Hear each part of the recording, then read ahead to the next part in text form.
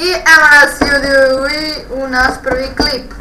Danas ću vam pokazati kako napraviti kovčeg sa zamkom da vam se ne može pokradu.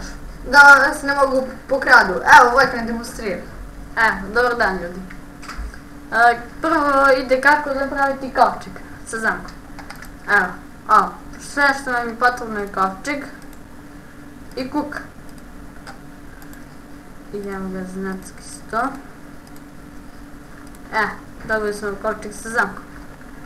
I tu je kovčeg sa zamkom, uzmemo TNT. Sada da pokažemo kako se pravi zamka. Iskopamo ovdje ovako. Ovdje stavimo TNT. Sad treba još blok trave.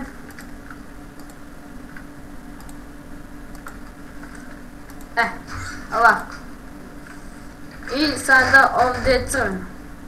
Sad kad otvorimo, tu nema ništa. Čovjek će ne gleda da ima još nešto i to pukne. Hvala vam što ste gledali ovaj video i vidimo.